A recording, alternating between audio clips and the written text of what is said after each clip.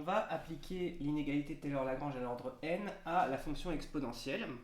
On va commencer par dire que la fonction exponentielle est, alors on devrait dire n plus une fois dérivable, mais on va peut-être dire tout simplement qu'elle est de classe C infinie, ou n plus une fois dérivable, ça ira bien.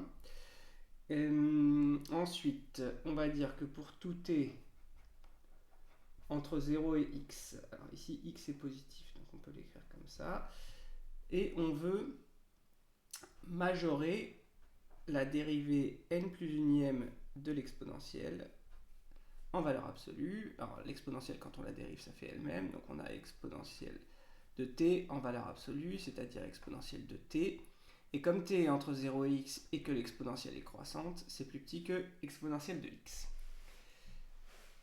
Maintenant, j'applique mon inégalité de Taylor-Lagrange à l'ordre n. Donc j'ai exponentielle de x moins la somme pour k allant de 0 à n de la dérivée k'ème de la fonction exponentielle prise en 0 divisé par factoriel k fois x puissance k.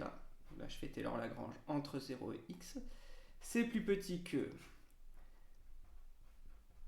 le majorant que j'avais trouvé ici divisé par factoriel de n plus 1 et le tout fois valeur absolue de x moins 0 à la puissance n plus 1, et ça fait exactement x puissance n plus 1. Et du coup c'est exactement ce que je voulais, puisque exponentielle dérivée k'ème est pris en 0, ça fait exponentielle de 0, ça fait 1. Donc là, j'obtiens bien exactement ce que je veux. Au niveau du barème, on aurait un point pour dire qu'on peut bien appliquer l'inégalité, en disant que l'exponentielle est n plus une fois dérivable, ou c'est infini.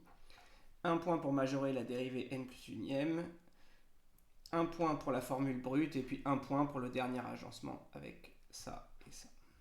Ça ferait 4 points.